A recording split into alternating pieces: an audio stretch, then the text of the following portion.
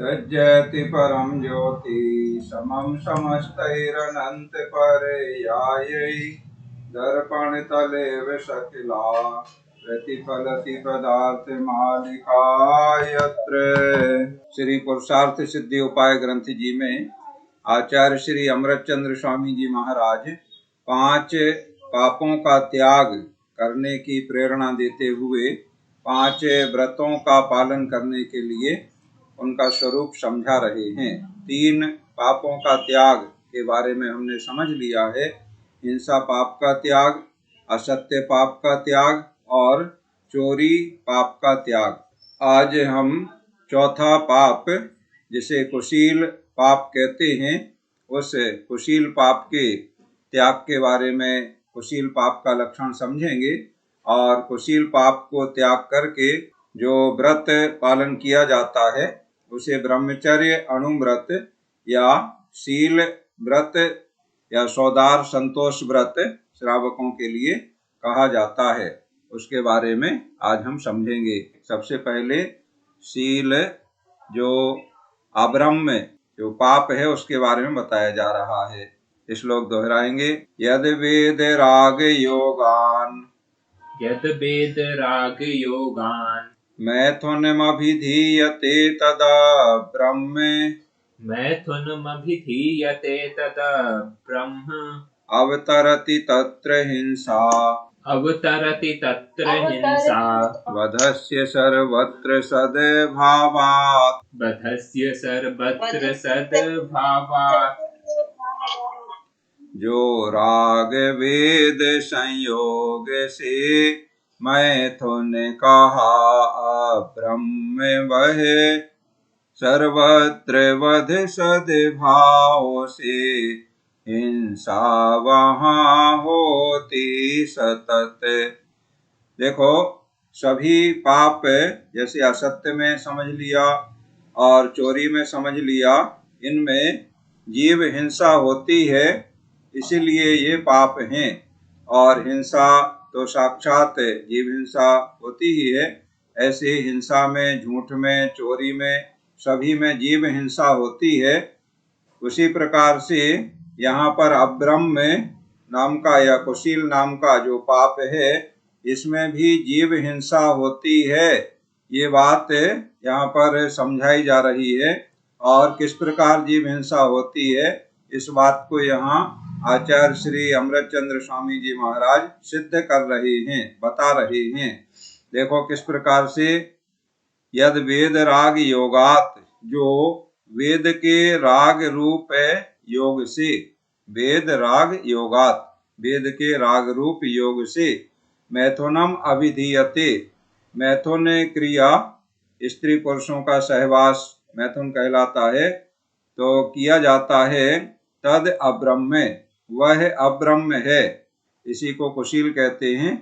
और तत्र वधस्य सर्वत्र सद्भावात्, उस सहवास में प्राणी वध का सर्व स्थान में सद्भाव होने से, ये जो सहवास की क्रिया है उसमें हर स्थान में प्राणी वध का सद्भाव रहता है। माने उस क्रिया में प्राणियों का वध होता है, सद्भाव रहता है प्राणी वध का। इस प्रकार हिंसा अवतरति, इस प्रकार से उन जीवों की हिंसा होती है।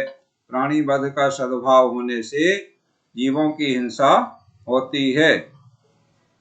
मैंने यहाँ पर ये बताया है, 2 बातें इसमें बताई हैं। पहली बात तो ये बताई है कि मैथुन या अब्रह्म या कुशील पाप क्या है, तो उसका लक्षण बताया है। और दूसरी बात ये बताई है कि इस अब्रह्म में जीवों की हिंसा होती है। तो पहले लक्षण में क्या बता दिया, किस कारण से ऐसा होता है, तो वेद राग के योग से। वेद होते हैं 3 प्रकार के, पहले आपको बताया गया है। जो कसाई के 25 वेदों में, दीपक जी को याद होगा, विस्तार से हमने आपको बताया था। तो कसाई के 25 वेदों में 4 कसाई के भेद करने से 4 भेद है, अनंतानुबंधी आदि, ऐसे 16 भेद हो जाते हैं क्रोध मान माया लोभ के। और उसमें 9 कसाय और मिलाते हैं तो 25 भेद हो जाते हैं कषाय के। और वो 9 कषाय में हास्य, रति, अरति, शोक, भय, जुगुप्सा और 3 वेदों में स्त्री वेद, पुरुष वेद और नपुंसक वेद, ये 3 वेद। तो ये जो 3 वेद हैं जो 25 कषाय में शामिल हैं, वही 3 वेदों की यहाँ पर बात हो रही है। यद वेद राग योगात, उन वेद के राग रूप योग से, तो वो वेद कषाय का उदय होता है। वेद कषाय का उदय होने से पुरुष वेद कषाय का उदय हुआ, स्त्री वेद कषाय का उदय हुआ और नपुंसक वेद कषाय का उदय हुआ। तो वेद का उदय होने से, माने वेद का उदय हुआ तो वैसे परिणाम बनते हैं, वैसा राग उत्पन्न होता है। पुरुष वेद का उदय हुआ, स्त्री वेद का उदय हुआ, तो पुरुषों की स्त्री में रमण करने की इच्छा होती है, स्त्री की पुरुष में रमण करने की इच्छा होती है। और नपुंसक वेद कर्म का कषाय का उदय हुआ तो स्त्री और पुरुष दोनों के साथ रमण करने की इच्छा होती है। जो नपुंसक वेद वाले जो होते हैं, द्रव्य वेद होता है वह, और भाव वेद किसी के भी कोई भी हो सकता है। द्रव्य वेद का मतलब पुरुष चिन्ह, स्त्री चिन्ह और नपुंसक चिन्ह जो शरीर में पाए जाते हैं वो द्रव्य वेद कहलाते हैं। और भाव वेद परिणामों की अपेक्षा से है। तो कषाय के उदय से, उस कषाय के वेद के उदय से वैसे वैसे परिणाम होते हैं। तो ऐसे वेद का उदय हुआ, वेद कषाय का, तो उस वेद कषाय के राग रूप योग से जो परिणाम होते हैं और उन परिणामों से जो स्त्री पुरुषों का सहवास, उसे मैथुन कहते हैं, वही अब्रह्म है। ये तो परिभाषा हो गई अब्रह्म की। और फिर उस मैथुन में या उस सहवास में प्राणी वध का सर्वत्र सद्भाव होता है, माने उस क्रिया में प्राणियों का वध निरंतर होता है, इसलिए हिंसा होती है। इस प्रकार से अब्रह्म पाप में हिंसा होती है। अब्रह्म पाप का लक्षण बता दिया।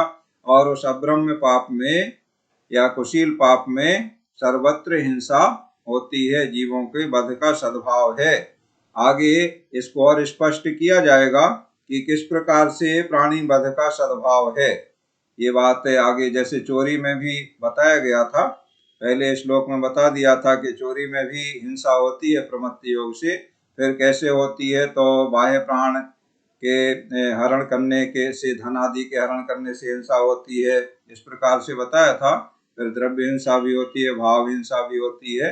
इसी तरह से यहाँ पर इसमें अब्रह्म पाप में या कुशील पाप में भी आगे बताया जाएगा अगले श्लोक में। अभी हम श्लोक नंबर 107 दोहराते हैं। यद वेद राग योगान मैथुनमभिधीयते तदा ब्रह्म अवतरति तत्र हिंसा वधस्य सर्वत्र सद्भावात्।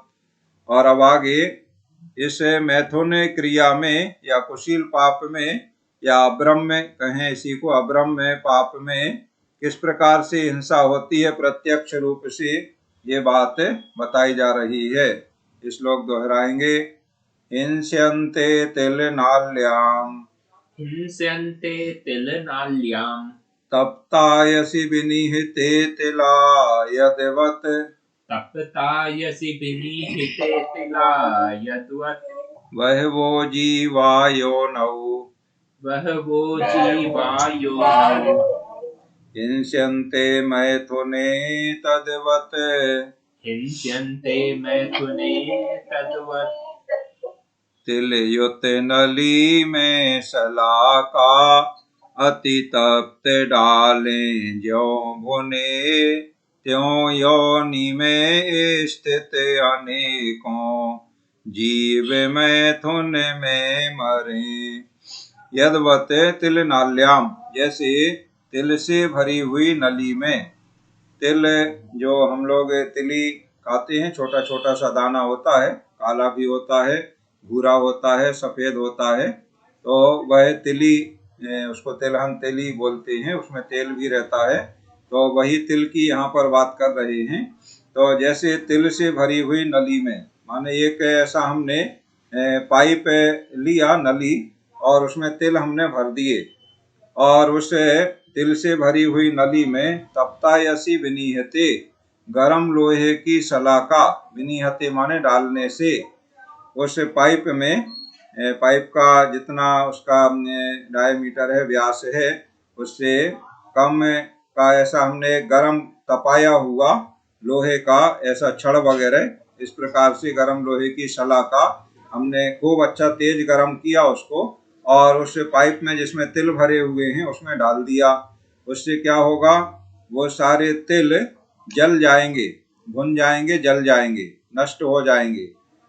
तो जिस प्रकार से तिल से भरी हुई नली में गरम लोहे की सलाका डालने से तिला हिंस्यन्ते, यहाँ हिंस्यन्ते से मतलब वही है, वो जल जाते हैं, भुन जाते हैं, माने उनकी हिंसा हो जाती है, उनमें जीवन है तो उसकी हिंसा हो जाती है, या वो जल जाते हैं, भुन जाते हैं, नष्ट हो जाते हैं।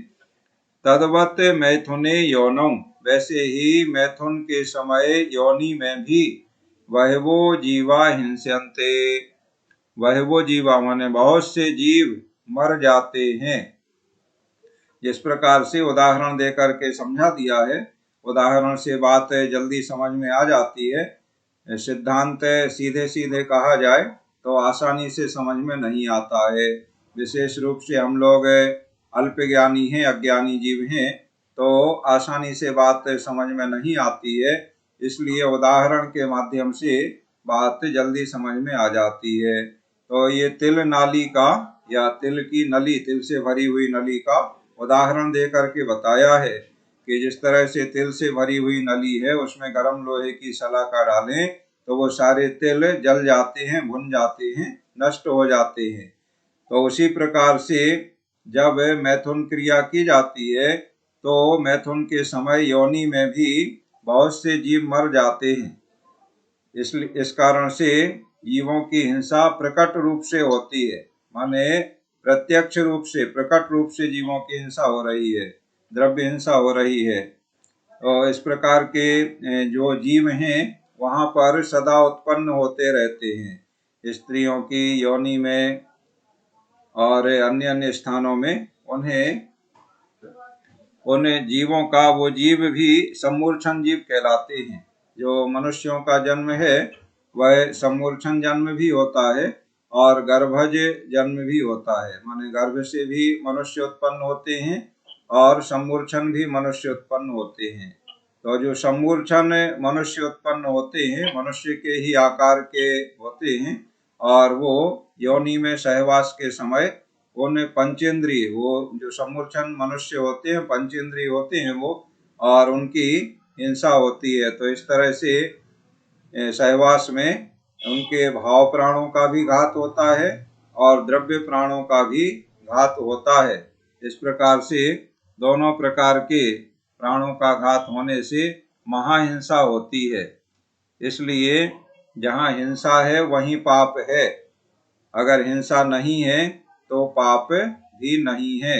जैसे चोरी के प्रकरण में समझ लिया है कि वहाँ चोरी तो हो रही है लेकिन प्रमाद का योग नहीं है, इसलिए वहाँ हिंसा नहीं है, और हिंसा नहीं है तो चोरी पाप भी नहीं है, कोई सा भी पाप नहीं है। प्रमाद का योग नहीं है तो कोई सा भी पाप नहीं है।